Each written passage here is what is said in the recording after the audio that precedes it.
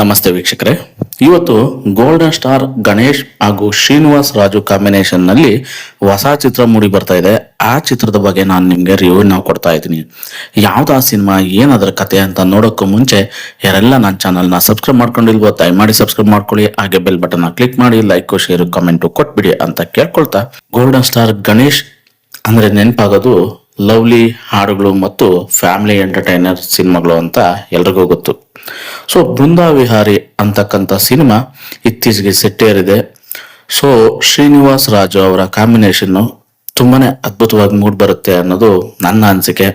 ಕೃಷ್ಣಂ ಪ್ರಣಯಂ ಸಖಿ ಮೂಲಕ ದೊಡ್ಡ ಸೆನ್ಸೇಷನ್ ನ ಕ್ರಿಯೇಟ್ ಮಾಡಿದ್ದ ಗಣೇಶ್ ಮತ್ತು ನಿರ್ದೇಶಕ ಶ್ರೀನಿವಾಸ್ ರಾಜು ಜೋಡಿ ಈಗ ಮತ್ತೆ ಒಂದಾಗಿದ್ದಾರೆ.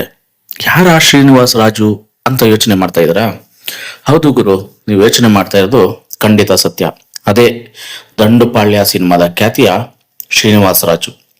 ಈ ಬಾರಿ ಗಣೇಶ್ ಅವರನ್ನ ಬೃಂದಾವಿಹಾರಿಯಾಗಿ ಮಾಡಲಿದ್ದಾರೆ ಅಂತ ಹೇಳ್ತಾ ಇದೆ ಸಿನಿ ತಂಡ. ಈ ಸಿನಿಮಾದ ಸ್ಪೆಷಾಲಿಟಿ ಏನು ಅನ್ನೋದನ್ನ ಈ ವಿಡಿಯೋದಲ್ಲಿ ನೋಡ್ತಾ ಹೋಗೋಣ. ಹಾಗೆ ಶೀರ್ಷಿಕೆಯ ವಿಶೇಷತೆ ಏನು ಅನ್ನೋದನ್ನ ನಾವು ತಿಳ್ಕೊಂತ ಹೋಗೋಣ. ಈಗಾಗಲೇ ಸೋಷಿಯಲ್ ಮೀಡಿಯಾದಲ್ಲಿ ಭಾರಿ ಸದ್ ಮಾಡ್ತಾ ಇದೆ ಈ ಚಿತ್ರದ ಟೈಟಲ್. ಹಾಗೆ ನೀವು ಗಮನಿಸಿರಬಹುದು, ಶ್ರೀನಿವಾಸ್ ರಾಜು ಅವರು ಈ ಹಿಂದೆ ಟ್ರೈಲರ್ ಬಿಡುಗಡೆ ಮಾಡದೆ ಕೇವಲ ಹಾಡುಗಳ ಮೂಲಕವೇ ಸಿನಿಮಾವನ್ನ ಹಿಟ್ ಮಾಡಿದ್ರು ಅಂದ್ರೆ ತಪ್ಪಾಗಲಾರದು.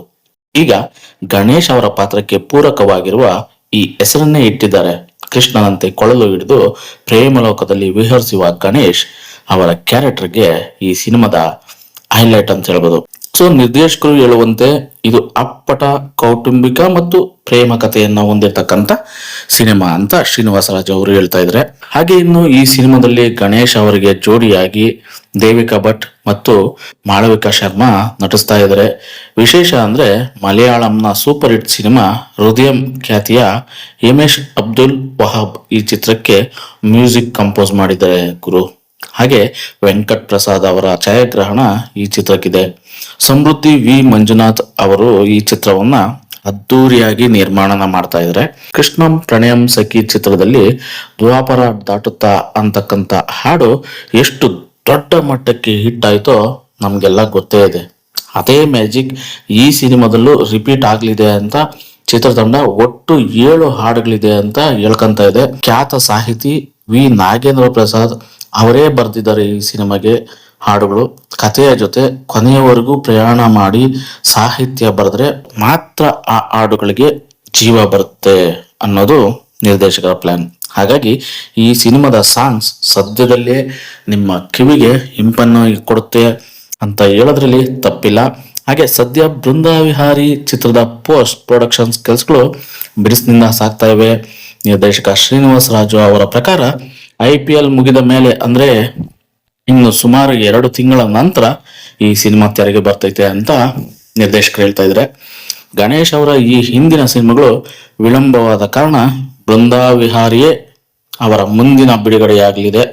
ಈ ಸಿನಿಮಾ ಮುಗಿದ ನಂತರ ಶ್ರೀನಿವಾಸ ರಾಜು ಅವರು ಮತ್ತೆ ತಮ್ಮ ನೆಚ್ಚಿನ ಜಾನರ್ ಅಂದ್ರೆ ದಂಡುಪಾಳ್ಯ ಶೈಲಿಯ ಮಾಸ್ ಸಿನಿಮಾವನ್ನ ಕೈಗೆತ್ಕೊಳ್ತಾರೆ ಅನ್ನೋದು ಸಿನಿ ಪಂಡಿತರ ಲೆಕ್ಕಾಚಾರ. ಒಟ್ಟಿನಲ್ಲಿ ಗೋಲ್ಡನ್ ಸ್ಟಾರ್ ಗಣೇಶ್ ಮತ್ತೊಮ್ಮೆ ಪ್ರೇಮಲೋಕದಲ್ಲಿ ಪ್ರಣಯಕ್ಕೆ ಸಜ್ಜಾಗಿದ್ದಾರೆ. ಬೃಂದಾವಿಹಾರಿ ಚಿತ್ರದ ಹಾಡುಗಳಿಗೆ ನೀವು ಕಾಯ್ತಾ ಇದ್ದೀರಾ? ಗಣೇಶ್ ಅವರ ಯಾವ ಸಿನಿಮಾ ನಿಮ್ಗೆ ತುಂಬಾನೇ ಇಷ್ಟ ಆಯ್ತು ಅನ್ನೋದನ್ನ ಕಮೆಂಟ್ ಬಾಕ್ಸ್ ಅಲ್ಲಿ ತಿಳಿಸಿ. ಹಾಗೆ ಯಾವ ಸಿನಿಮಾದ ಹಾಡು ನಿಮ್ಗೆ ತುಂಬಾ ಇಷ್ಟ ಅನ್ನೋದನ್ನ ಕಮೆಂಟ್ ಬಾಕ್ಸ್ ಅಲ್ಲಿ ತಿಳಿಸಿ. ಹಾಗೆ ನನ್ನ ವಿಡಿಯೋ ನಿಮ್ಗೆ ಲೈಕ್ ಆಗಿದ್ರೆ ಒಂದೇ ಒಂದು ಲೈಕ್ ಕೊಡಿ. ಹಾಗೆ ಶೇರ್ ಮಾಡಿ, ಖಂಡಿತ ಸಬ್ಸ್ಕ್ರೈಬ್ ಮಾಡ್ಕೊಳೋದನ್ನ ಖಂಡಿತ ಮರಿಬೇಡಿ. ಯಾಕಂದ್ರೆ ನಿಮ್ ಸಪೋರ್ಟ್ ನನಗೆ ತುಂಬಾನೇ ಇಂಪಾರ್ಟೆಂಟು. ಹಾಗಾಗಿ ಒಂದೇ ಒಂದು ಸಬ್ಸ್ಕ್ರೈಬ್ ಮಾಡ್ಕೊಳ್ಳಿ ಅಂತ ಕೇಳ್ಕೊಳ್ತಾ ಸಿಗ್ತೀನಿ ಗುರು ಮತ್ತೊಂದು ವಿಡಿಯೋದಲ್ಲಿ. ಧನ್ಯವಾದಗಳು. ಶುಭ ದಿನ.